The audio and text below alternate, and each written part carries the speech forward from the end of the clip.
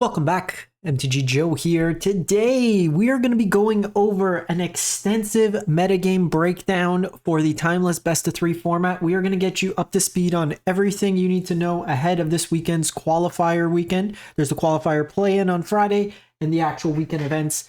So this is the first kind of competitive in-arena client tournament for Timeless. So a lot of folks are excited for it. For those new to Timeless, it is the most broken thing you can be doing on Arena.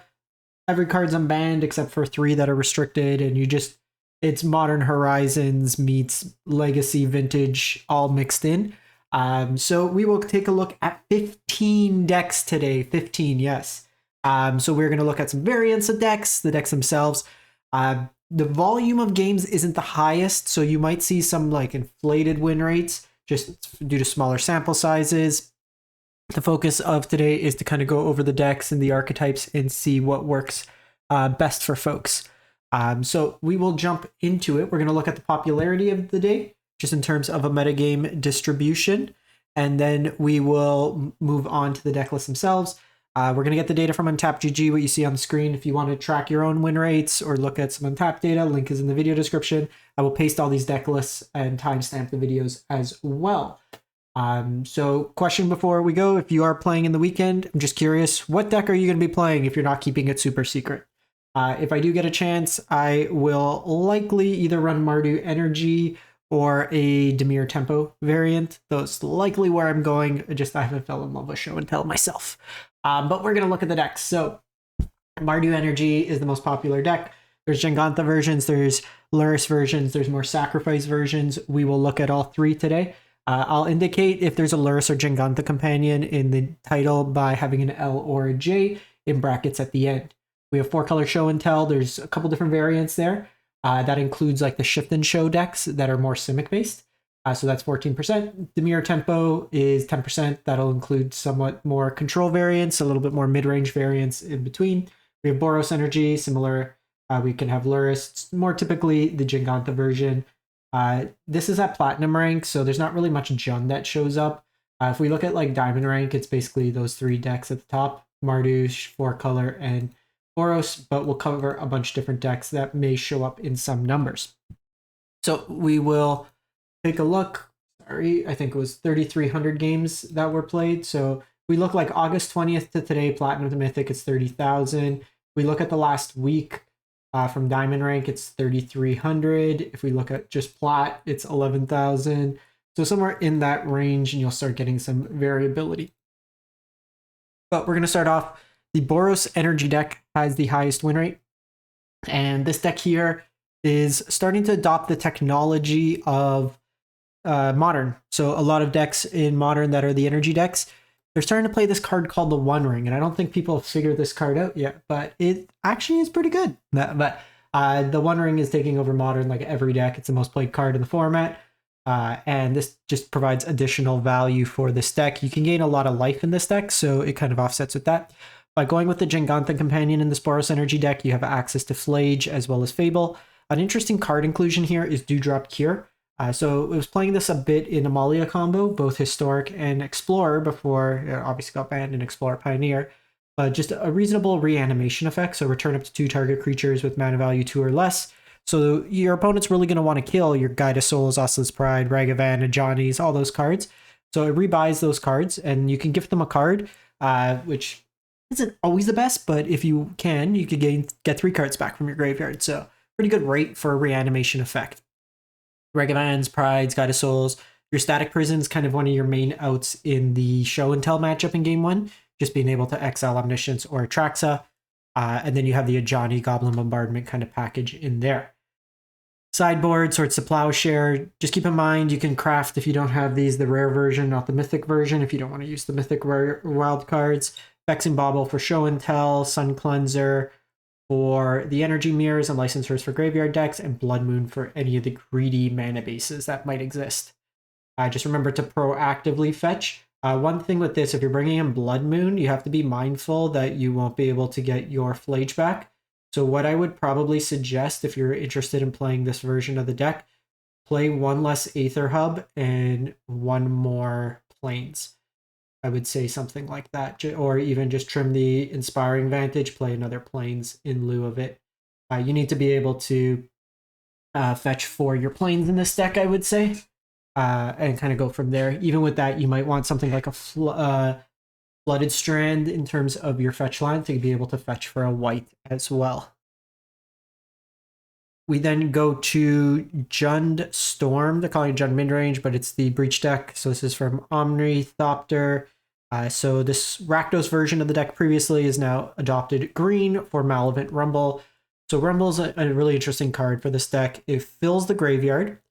It can get you a permanent back, so it can help you find your Breach, and then it gives you a colorless token. So it basically means that Rumble effectively costs 1 when you are storming. It also means that the Rumble token can be targeted by Diabolic Intent. So it gives you some value there.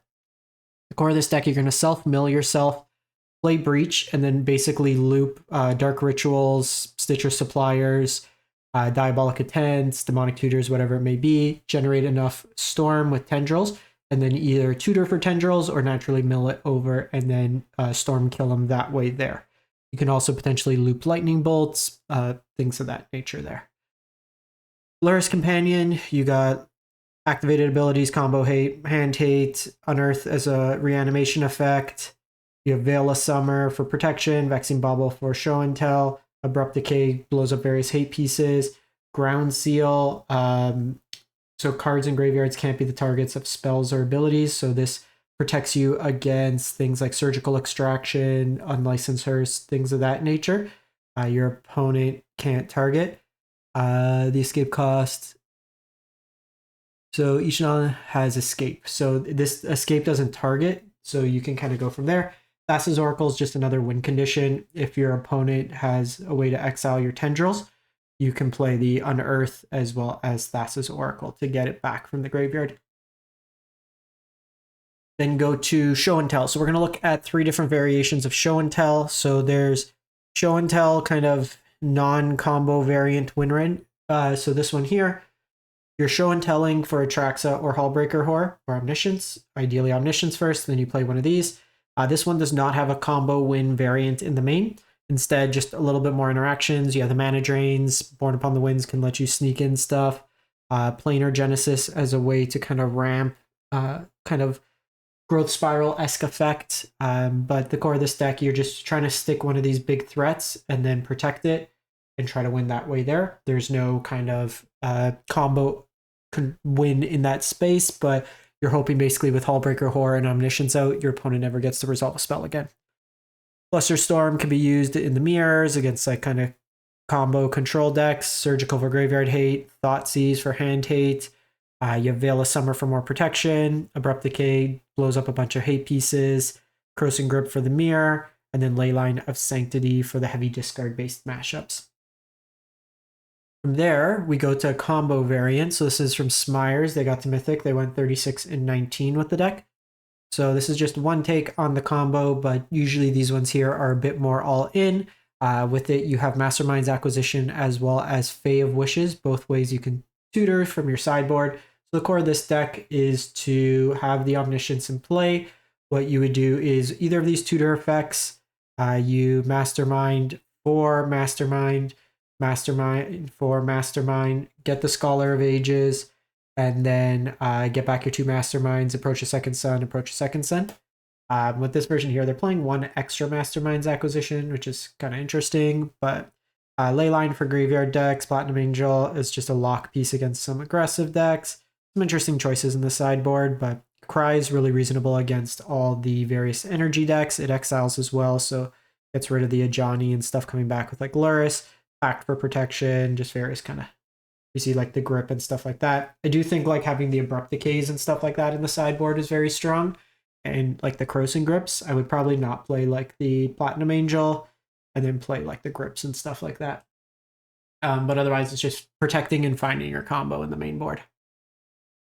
The other version of the deck is Simic's Shift and Show. So this one here is kind of got an Eldrazi sub-theme to it. So you're using Ugin's Labyrinth in this deck to get basically a soul land, 2 mana being produced. You can use Devourer of Destiny to help set up your draws, And then it can also pitch to the Labyrinth, same as like Null Drifter, Drowner of Truth, Emrakul, stuff like that. You have One Ring in this version. You'll sometimes see Channel in these decks also being played. This here, you have Malavin Rumble, Cash Grab, both kind of mill you over. You have 4 of Shifting Woodlands that can become a copy of Omniscience, can become a copy of One Ring, anything of that nature. So you could Show and Tell the Omniscience, play a bunch of Eldrazi, kind of go from there. You can Show and Tell Omniscience, Fae of Wishes into the combo. You can Ugin's Binding and then cast a big thing and then reset your opponent's board. So a lot of ways to interact there. The combo is Fae with the Masterminds and Approach. Sideboard Defense Grid against the heavy counterspell decks. Tested Talent can be used in the mirror or any sort of deck that's reliant on certain instants or sorceries. So Bonds of Insights being used instead of Scholar here. It's a little bit cheaper. Force of Vigor for Artifact Enchantment Hate. And then one with the Multiverse just as an alternative to Omniscience. While not a straight port, it does provide some value if they surgical it or somehow get rid of your copies of the deck.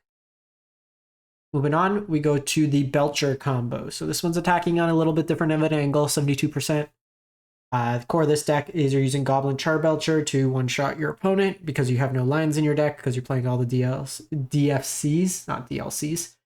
Karn in here can tutor your additional copy in the sideboard right here. The core of the deck, you got Rituals, you have Channel that can pump in a bunch of mana. Calling Rituals, very strong against the energy decks, sweep their board, get enough, and then just one-shot. You have Leyline for protection. Beseech can help you find your combo pieces. It potentially give you your Enablers, Channel, or Ironcrag Feet, which could generate the sufficient mana to Goblin Charbelcher your opponent. Sideboards, just hand hate, 8-piece hates, like hardened targets. Wear Down could blow up hate pieces. One Ring, more Calling Rituals, kind of mixed into there. We then go to our first Mardu Energy deck. So varied numbers here. Again, this is some variant of this is towards the top anyways. Like the win rates are inflated and deflated at times as more people pick up the decks, but Mardu Energy is very strong and something you should be on the radar for. This is one of the lowest variants of the deck.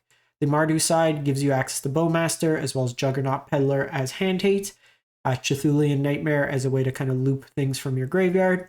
3 bombardments, and then you have like Sword Static as your kind of removal with the Galvanic Discharge. Johnny's the best card in the deck. Pairs very nicely with Goblin Bombardment. Can go wide, can gain a lot of life.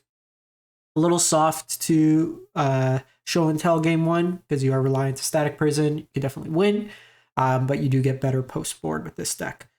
Speaking of post board, you bring in like your Vexing Baubles for that matchup, activated abilities, Prismatic Ending as a flexible catch-all removal. Surgical for combo hate, some Thoughtseize for hand hate, more swords as needed, graveyard hate with like the hearse, Juggernaut for more hand hate as well. We then go to the kind of Jengantha version. So typically what you'll see here is Flage and Omnixus. In the top end, you may see some folks experiment with the One Ring. That's another angle folks are trying out in Modern as well. As we saw with the Boros deck, Bowmaster's in here, and then just kind of the same shell that we saw. Single copy of Lightning Bolt kind of mixed into there.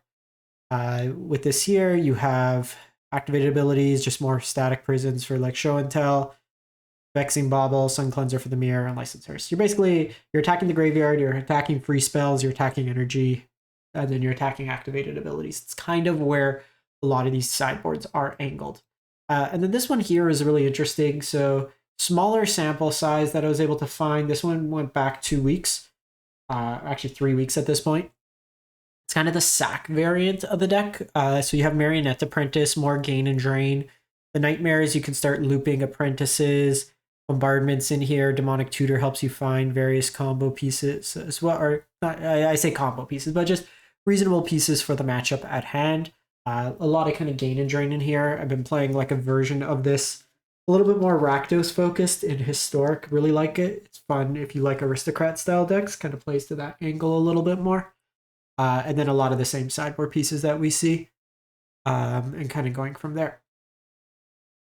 In regards to Dimir, we're going to cover a couple different Dimir decks. So we have Dimir Tempo. So this is kind of the midpoint, I would say. A little bit control-y, not full dedicated control. You'll sometimes see ones like just heavy, just Bowmaster's the win condition, aka the Mistman control. This one's got Nethergoyfs, Tamios, a couple Psychic Frogs, Bowmasters, Drown in the Lock, and Mana Drain as disruptive counterspells. You have Cling for Graveyard Hate, Stifle for activated abilities, and then Baubles kind of could be looped with Luris, some Treasure Cruises, and a Deluge as a sweeper. Very strong like tempo deck. It can at times fall behind energy if they kind of go wide because you just have Deluge. A lot of your answers are 1-for-1 in that case. You also don't have really a life gain kind of way to catch up in that regard. Sideboard, just various removal spells, counter spells. You'll see a Demonic Tutor in here. The tutor serves as a way to like you can play fewer numbers of cards because you can then just tutor for it. So you can have a broader range of sideboard options, and then just tutor acts as your second copy of it. A lot of these cards are 1 to 2 mana anyway, so they're pretty cheap to fetch up. We then have a Grixis variant. So again, this one's a couple weeks out that we saw. So a lot of similar elements. You have Dragon Rage Chandler. This one's a little bit more proactive, I would say. You have Bolts, Unholy Heats, Molten Collapse, Flexible Removal that can also hit hate pieces. Cinderclasm as a go wide answer that doesn't cost you life. Very strong against the energy decks. Just pinging off a bunch of stuff there. Your sideboard just gets you access to more Cinderclasms. Some artifact hate as it's relevant. Invasive Surgery is very strong against Show and Tell since you can pick off every copy of the Show and Tell out of their deck as well. Meat Hook's a reasonable card in some of these decks, just given that it can gain you some life in the kind of go wide Mardu or Boros Energy decks. Then we look at Esper. So this one's from Biko 18. They went 18-9 into Mythic. This version here, very similar to what we saw with the Dimir one earlier, but this one has access to Prismatic Endings and Swords to Plowshare. Just a little bit more flexible removal in terms of scaling a little bit better. Where Fatal Push is kind of limited in some matchups. Prismatic Ending can hit bigger stuff. Swords can hit it like anything.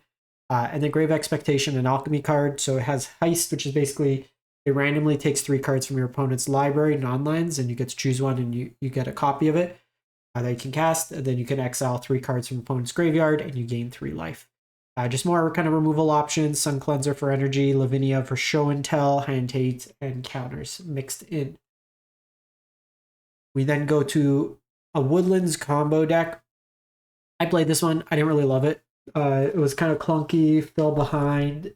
You kind of get hit by a lot of different hate pieces, but some folks like it, and it's putting up okay results. The core of this deck is self-mill yourself over, get a Woodlands to become a copy of Omniscience. You play Karn. Karn goes and gets Ancestral Statue.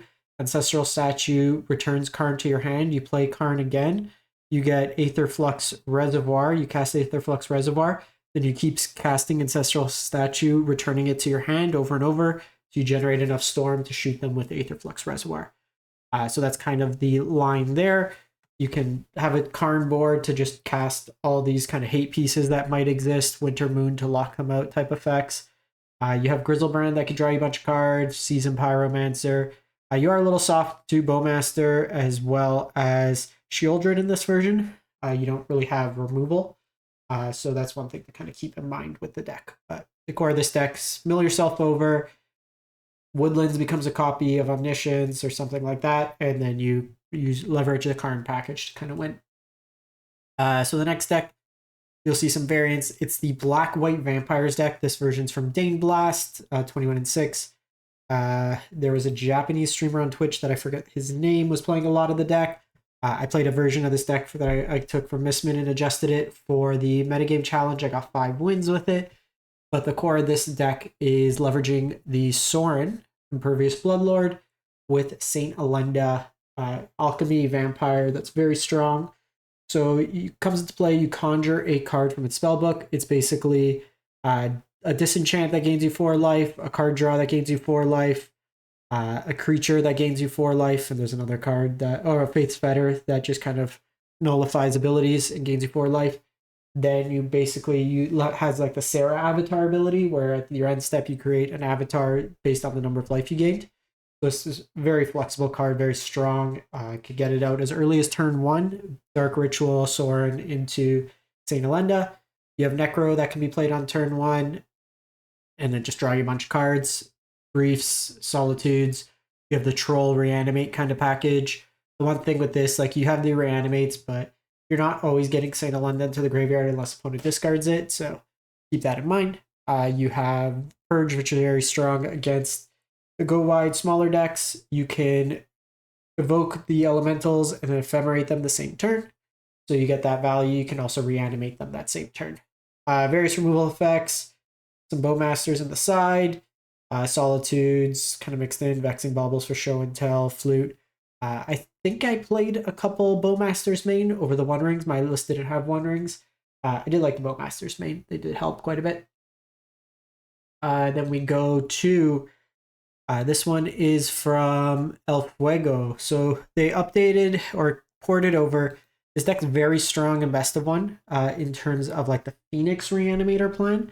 This one's not all in. The Phoenix Reanimator plan plays like 13 lands and is just like mulligan, mulligan, mulligan. You can turn 1, get 3 Phoenixes, Arclight Phoenix to play. So this is like a Vampire Reanimator deck. What you're trying to do is the same Sorin line, but you have Vein Ripper and Saint Alinda. You also have Olivia, so if you have cards discarded through things like Faithless Looting, you can get them back and reanimate. One Rings, Grease, Path to Peril is a sweeper, and then just kind of, so you're reanimating or you're cheating stuff into play. Sideboard is Fragment Reality for removal, Surgical for Graveyard Hate, Swords to Plowshares removal, Harvester Misery can be used as early removal, then reanimated. Very useful against like the go wide decks, and then Agent of Treachery against show and tell, just steal their stuff, which is kind of cool. And then lastly, I apologize, my allergies are killing me today. So this deck doesn't have the highest win rate, but it's a deck that has a, you'll potentially see it, and it's more reps with it the better you get. So it is a Jet Medallion Storm deck. So how it works is with Jet Medallion out, you reduce the cost of your activated ability, or sorry, your black creatures, or spells in general, with a Marionette Apprentice out or a Meat Hook Massacre, and then Cthulhian Nightmare. You can basically loop Greedy Freebooters and Shambling Gas. So as long as one's in your graveyard and one's in play, when you sacrifice it to get the other one back, it creates a treasure. So you just keep being able to cast Cthulhian Nightmare over and over again. Looping those creatures, the death triggers would then drain your opponent out with Marionette Apprentice or Meat Hook Massacre. There's also lines with like Bowmaster where you can sack it, then get the you get the token, and then the Orc token you could sack to get Bowmaster back, and then ping them, and then kind of loop it in that way there. You have the Necropotence as a way to draw a bunch of cards with the deck. Sideboards just like hand hate, any counter hate, sweepers against like storm decks. You have Mindbreak Trap, just say Zhu in here just to blow up artifacts, enchantments, and like hate pieces, so just effects like that. So that is it. That is a lot of talking. That is a good rundown, hopefully, and good luck to those playing. Wish you all the best, unless you're playing against me. And then I'll take the wins thing. Have a great one. Good luck. We'll catch you next time.